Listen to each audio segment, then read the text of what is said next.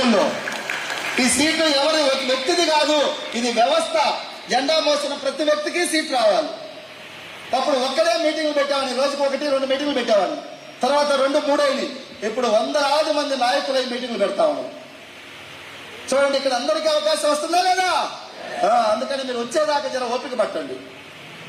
వెంటనే పోయి అందరికీ వెస్టీజ్ గురించి ఏదేదో చెప్పమాకండి. వెస్టీజ్ ఇంత గొప్పదే, నువ్వు పోయి చెప్పే వ్యక్తి ఒకటే అనుకుంటాడు. ఇంతకుముందు ఎక్కడ ఏదో కంపెనీలో ఒక 10,000-20,000 కట్టి పోగొట్టుకున్నాడు. డబ్బు కట్టి మోసపోయినాడికి పోయి నువ్వు వెస్టీజ్ చెప్తే ఎక్కుతా? నువ్వు కారు వస్తుందంటే ఆయనకి ఇంతకుముందు కూడా కారు వస్తుందంటే 15,000 కట్టించుడు. కట్టుడు కట్టించుడు, ముంచుడు మునుగుడు.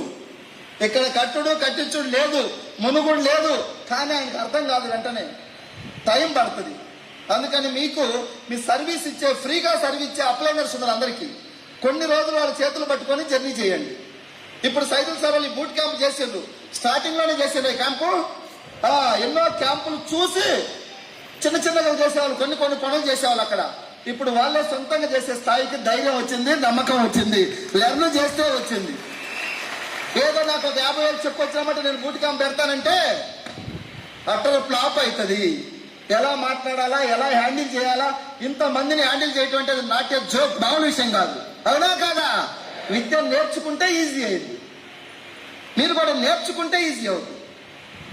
నేర్చుకోకపోతే కష్టం. ఈరోజు కారు రాని వ్యక్తికి కీ ఇస్తే పోయి కరెంటు పోల్లో ఆటోలో గుద్దుతాడు. నేర్చుకున్న వ్యక్తికి ఇస్తే సేఫ్గా పోయి టర్నులు పోతాడు. నేర్చుకోవాలి. ఈ బిజినెస్ కూడా నేర్చుకోండి, లెర్న్ చేయండి. నేర్చుకుంటే మీ భవిష్యత్తులు మారుతాయి, మీరు కొంతమందిని మారుస్తారు. చాలా చాలా హ్యాపీగా ఉంది మీ అందరిని చూస్తూ ఉంటే. అందరికీ సమానమైన అవకాశం ఇచ్చిండు దేవుడు.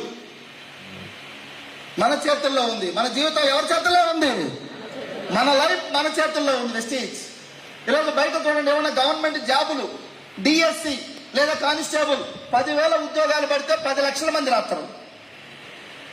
అక్కడ జాబు నీ చేతుల్లో లేదు. నువ్వు ఎంత పోరాడినా మార్కులు పోయింది సార్ అంటున్నావు. ఎందుకు? అది ఉన్నదే 10,000, 10 లక్షల మంది అప్లై చేసింది. మన అందరికి పోకుంటే ఎవరికి వస్తుంది?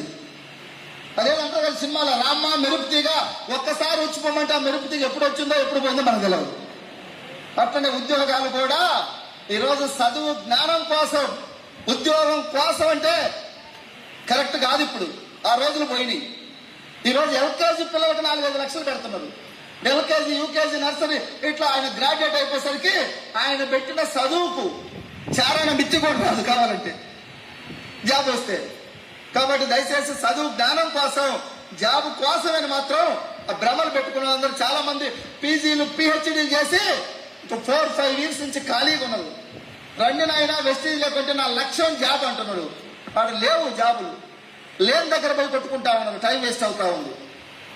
దయచేసి 4-5 సంవత్సరాలు ఖాళీగా కూర్చుంటే జాబ్ కోసం ప్రయత్నం చేయి, తప్పులేదు.